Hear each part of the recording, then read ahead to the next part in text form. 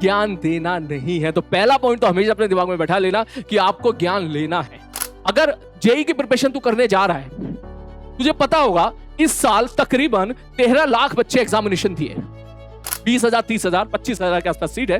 तो यहां से बात तो तुझे समझ में आ रही होगी कि जो परसेंटेज सिलेक्शन रेशियो है वो 2% है।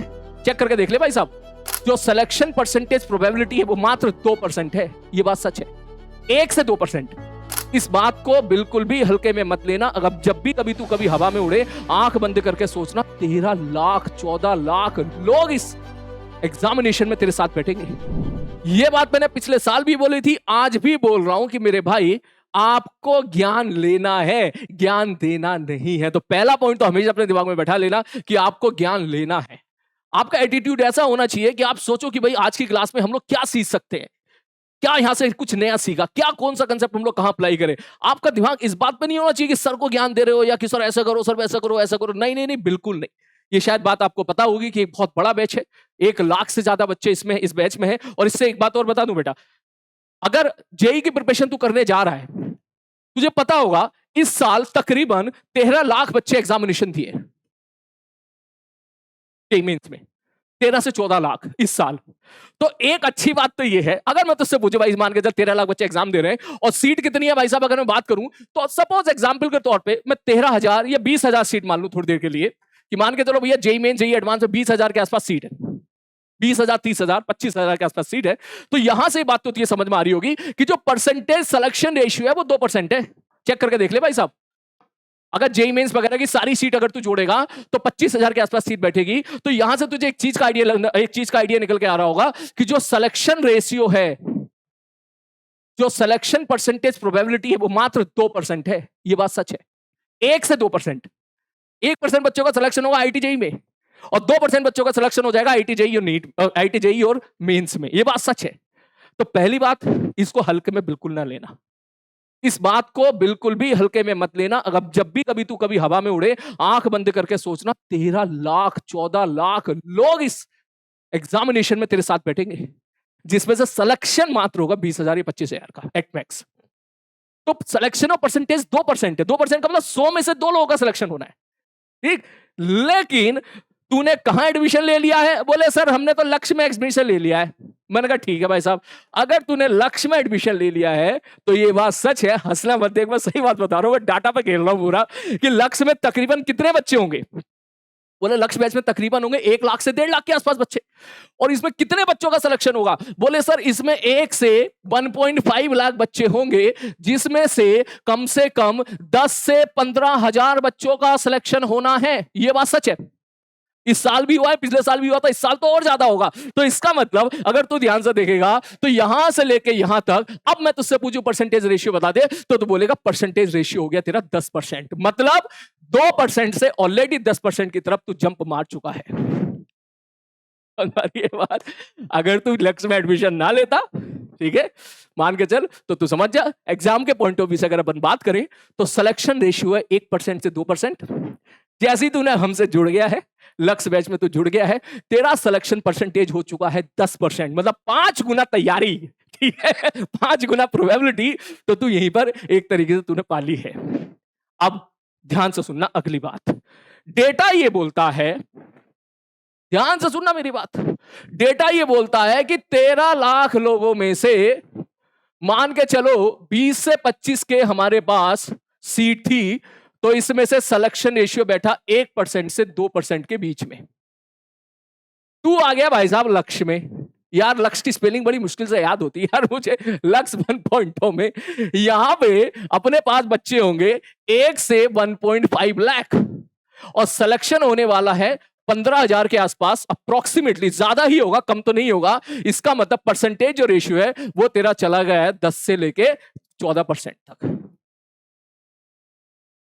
सर ये बात तो बता दी आपने, बड़ी अच्छी लग रही है सुनने में, ठीक है, कह रहा रॉन्ग स्पेलिंग है, ओए हमारे यहाँ ना ऐसा ही होता है, ठीक है, यही है स्पेलिंग, ठीक है, नेक्स्ट।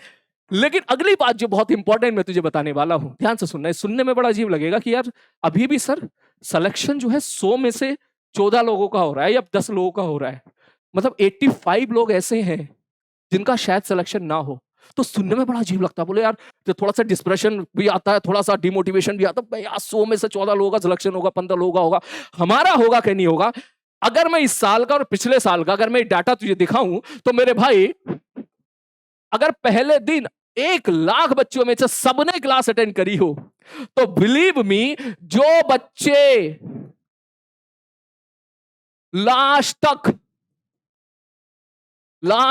क्लास अटेंड करते हैं, सारी की सारी लास्ट तक क्लास अटेंड करते हैं, जो सारे बच्चे टेस्ट देते हैं लास्ट तक बिना कोई ज्ञान दिए, अगर मैं उनका डाटा निकालूं तो इसी में से उनका डाटा निकल के आता है मात्र 10,000। ये बात सच है। लास्ट तक जो बच्चे टिके रहते हैं, मात्र 10,000 या 12,000, 12,000 से ज्यादा नहीं है, मैक्सिमम 10,000 या 12,000, ये डाटा रहता है अप्रोक्सीमेटली। अब इसमें से मान के चल थोड़ी देर के लिए मैं कह दूं भाई ये 12,000 का डाटा निकल के आ रहा है, समझ में आ रही है बात? और इस सिलेक्शन कितने लोगों का हो रहा है भाई साहब? अप्रोक्सीमेटली 15,000 के आसपास का हो रहा है। ठीक, तो ये डाटा तो समझने की कोशिश कर। ये 12 की जगह सोच, अगर मैं 20,000 भी कर, 15,000 भी कर देता हूं अप्रोक्सीमेटली, कि लास्ट तक 15,000 बच्चे टिके रह गए और सिलेक्शन भी लगभग इतने लोगों का हो रहा है, तो सिलेक्शन परसेंटेज रेशियो देख तेरा 80 to 90% हो गया यहीं पर 80 to 90% हो गया, और 100% हो गया अप्रोक्सीमेटली। तो चेक करके देख ले, यहीं से ये फैक्ट है, ये बात सच है। समझ में आ रही बात? और ये चीज आपको समझनी पड़ेगी। इसका मतलब ये हुआ कि यहां से एक बात समझ में आती है। क्या समझ में आती है? कि सर अब जेईई मेंस और जेईई एडवांस का पैटर्न बदल चुका है। अब पहले जैसा वक्त नहीं रहा, जैसे पहले हुआ करता था 10 साल पहले, 15 साल पहले। अब वक्त सारा हो गया है टिके रहने का। बात समझ में आ रही है? अब सारा वक्त किसका हो गया मेरे भाई? टिके रहने का। मैं एक बार फिर से बता देता हूं भैया, अपने भेजे में इसको भर ले। थोड़ा सा डाटा अगर मैं मॉडिफाई करूं, हल्का सा डाटा मॉडिफाई करूं, ऑन एवरेज अगर 10 लाख बच्चे जेईई मेंस में बैठते हैं, तो तकरीबन अगर जेईई के पॉइंट ऑफ व्यू से बात करूं तो 10 से 12 हजार उनकी सीट होती है। तो तू मान ले 1% सिलेक्शन रेशियो है। तू जेईई यहां पर आया, तूने लक्ष्य में एडमिशन लिया, यहां पर अप्रोक्सीमेटली अगर मैं 1 लाख बच्चों को टारगेट करूं कि ये 1 लाख बच्चे हैं, उसमें जो सिलेक्शन निकलते हैं वो तकरीबन 10,000 निकलते हैं। इसका मतलब 1% की पॉसिबिलिटी 10% बन चुकी है जब तूने लक्ष्य में एडमिशन ले लिया है सिलेक्शन की। अब तेरा काम है इस 10% को कैसे 80% में लेके जाना है। क्यों? क्योंकि बच्चे भले ही यहां पर 1 लाख हो, लेकिन लास्ट तक जो टिके रहेंगे ना, वो लास्ट तक टिके रहने वाले बच्चे मुश्किल से 10,000 होंगे। और उन 10,000 में से अगर 8,000 बच्चों का सिलेक्शन हो रहा है तो सिलेक्शन पॉसिबिलिटी 80% हो चुकी है। 100 में से 80 लोगों का सिलेक्शन होना मेरे हिसाब से बहुत आसान काम है। तो यहां पे मुश्किल क्या है? यहां पर मुश्किल सिलेबस नहीं है, यहां पर मुश्किल समझना भी नहीं है, यहां पर मुश्किल है लास्ट तक टिके रहना। तो आप सब लोगों को यहां पर मुझे प्रॉमिस करना पड़ेगा कि यस सर, नीचे टाइप कर सारे के सारे बच्चे, यस सर हम लास्ट तक टिके रहेंगे सर। आप जैसा जैसा बोलोगे हम वैसे वैसा फॉलो करते जाएंगे। हम पूरी तरीके से ब्लाइंडली फॉलो करेंगे सारे सर को, सलीम सर को, सचिन सर को, महाजन सर को, रोहित अग्रवाल सर को, अमिताभ सर को, सबको हम जो है ब्लाइंडली फॉलो करते चले जाएंगे till the last. And believe me, तुम में से जो बच्चा लास्ट तक टिका रहेगा, लास्ट तक जो टिका रहेगा ना, वो इसके अंदर रहेगा, और जो इसके अंदर रहेगा वो इसके अंदर रहेगा। यही है केवल सिलेक्शन का एक ही मंत्र है, लास्ट तक टिके रहना है।